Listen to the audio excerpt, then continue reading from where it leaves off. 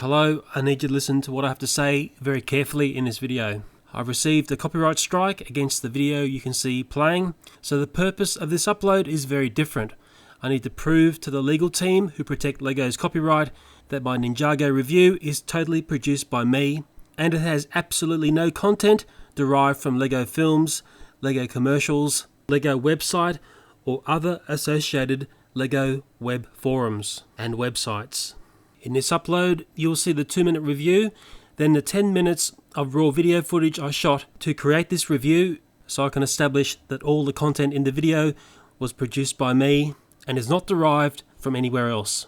On the YouTube networks, I'm a fairly well-known toy reviewer, and I do my best to respect copyright at all times. You will never see me instructing viewers how to replicate a licensed toy, or find me profiteering by selling items which use licensed toys or images. I continually strive to produce original content of a very high standard. In no way are my toy reviews commercials. They cover the good aspects of a toy and can also be highly critical. This review can be broken up into a number of sections. There's 20 seconds of action entertainment combined with unboxing and assembly shots of the toy where my daughter examines and plays with the toys. The price that I purchased the toy for is discussed in the video. I look at the basic fundamentals of gameplay in the toy. I also examine how the toy works and show the toys interacting in a controlled environment. I fully understand how mistakes can be made by the content identification process, but I've always found proving my case against copyright strikes can often take months to resolve. And strangely, the video which had the copyright strike seems to fall off the networks. I also know the YouTube staff are totally powerless in assisting me in this process, as a resolution has to be found between the owner of the content and the producer of the video, which is claimed to have the other person's content in it.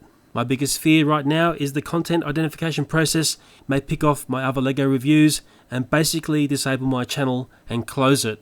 I've had a quick look around on YouTube and I see many LEGO YouTubers have now got closed accounts.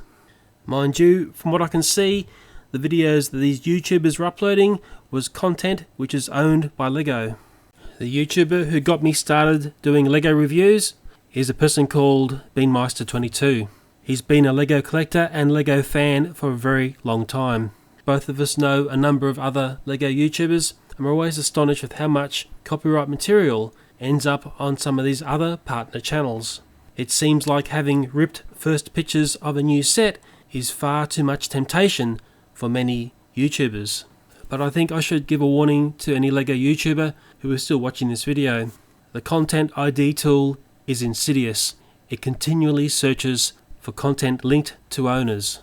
If you think you're smart and you can hide a little bit of copyrighted material midway into a review or up the end, forget it. The Content ID tool will search, seek and destroy you. And if you've got reviews or content which incorporates copyright images or video sequences, you're possibly going to find yourself in a lot of trouble. It's obvious that LEGO are very serious about protecting their copyright, and they've got every right to do so. I feel one of the weakest things you can do to a review is basically rip stuff from somewhere else and put it in as your own.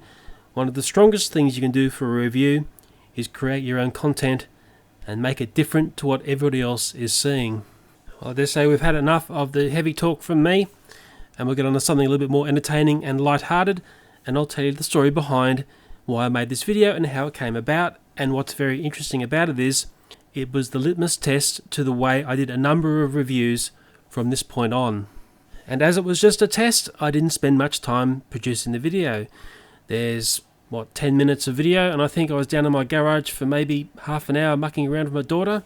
I think from memory it took about half an hour, 3/4 of an hour to edit up. So for me that's a really quick video.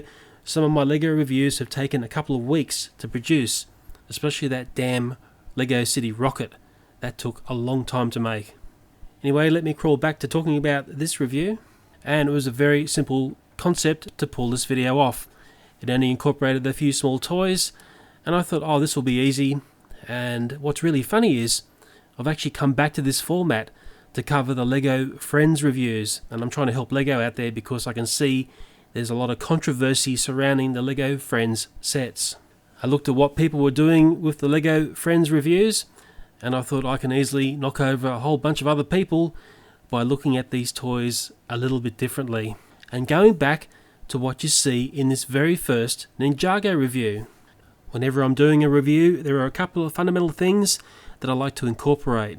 And one of the core things that I like to do is I like to entertain people. I like to make them laugh if I can. And of course I want to be informative, and you want to show the toys as best you can.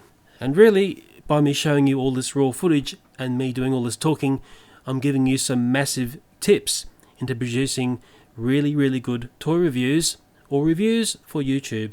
And really, by me blabbering on here and you seeing the raw footage that I thought I'd never show anyone, you can see how I work, you can see the shots that I take, and you'll often see there'll be stuff there that you've never seen. And often there'll be a shot which takes many takes to get. It's not often I can pull off a one-take wonder. It's interesting also that when I made this video, it was fairly late in the process of Ninjago videos being uploaded onto YouTube, and many YouTubers say the really important thing is to be the first person to have a video about a certain subject or a certain toy, and that's the guarantee of it being successful. Well, I think I can successfully argue that point in a totally different direction. On YouTube, what's most important is your content is the most powerful versus another YouTuber. As boring as this sounds, I will certainly hark this line: content is king.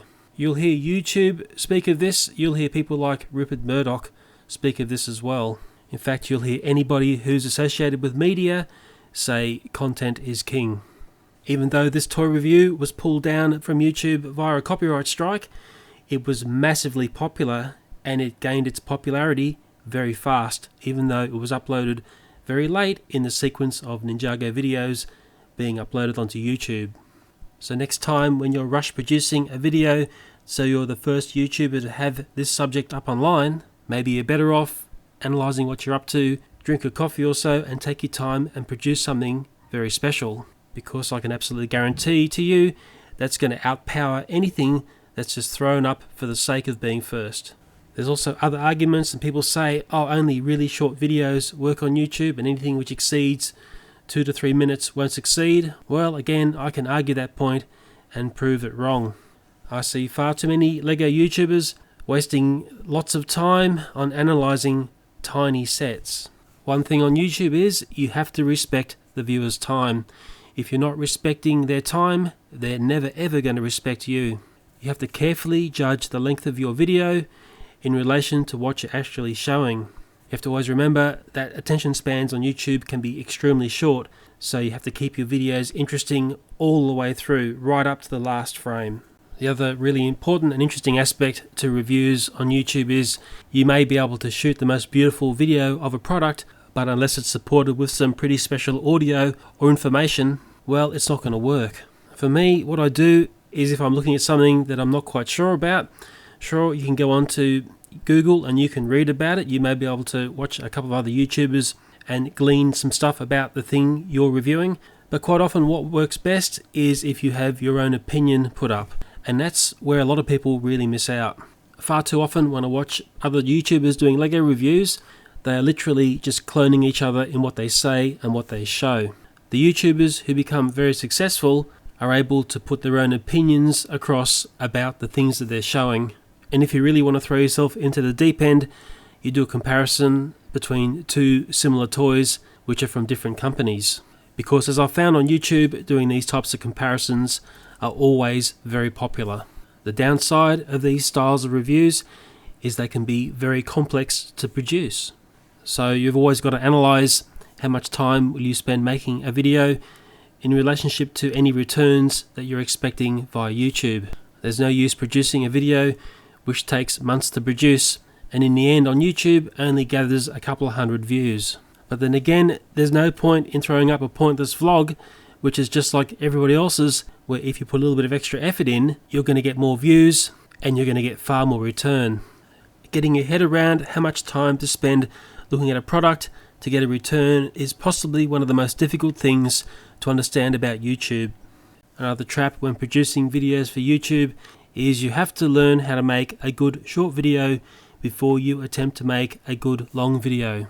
And I'm going to give you a little tip in what I look at to inspire me to make good content, I actually look very carefully how toy television commercials are produced. It's worth sitting there on a Saturday when the cartoons are on and looking at the adverts in the way toys are presented to children. What you'll notice is very rarely do they linger on one shot for too long. It's all very short, sharp edits. It's all high impact visual content, and it's all informative. And I can assure you one of the biggest challenges that I could set to someone is to make a good, short, sharp 30-second video. One of the biggest changes to the way I make videos from before being on YouTube to being a producer on YouTube is the way that I edit. I've come to realize that editing is really important for pulling off really exciting content. But the problem about editing for many people is they look at it as all too hard to do, and it's just a whole bunch of work. Whether they don't understand the principles or understand the software to do it, or they're just bone lazy, they'll never understand the benefits of editing a video and pulling apart the bits that don't need to be seen. On YouTube, as soon as you start presenting something which is visually unexciting, the temptation for the viewer to click away becomes greater and greater by the second. Unless you've got an incredible gift of the gab which can cover for long, extended visuals, well, you better start editing up stuff and making stuff look visually exciting. Sure, I've been doing a lot of talking in this video, but you've also been exposed to a whole bunch of raw video that you're never ever meant to have been seeing. And what you'll notice about that raw video is it's actually been shot fairly rough. It's all handheld, and it's me zooming in and zooming out. And if you presented that up onto YouTube and just blabbered over the top, well, I don't think the video would go very far. But if you go back and you look at the 2-minute video, which was edited around all this rough shot footage, well, then you'll start to understand the real importance of where editing can save the roughest shot video.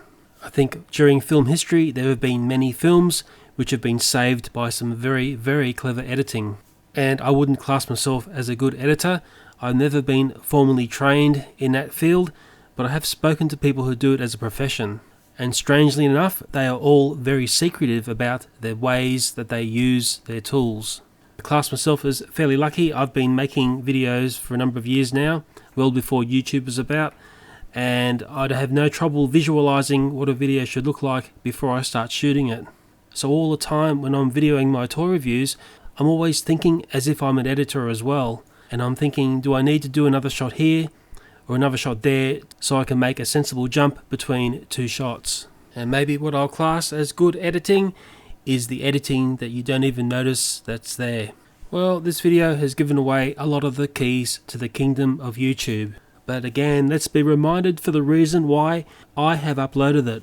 And it's because I'm here to prove that my toy review was completely derived from footage and images that I produced myself. Hopefully along the way, if you've watched the video and listened to my blabbering, you have learned something. As always, I really do thank you for watching and listening to this video. Goodbye.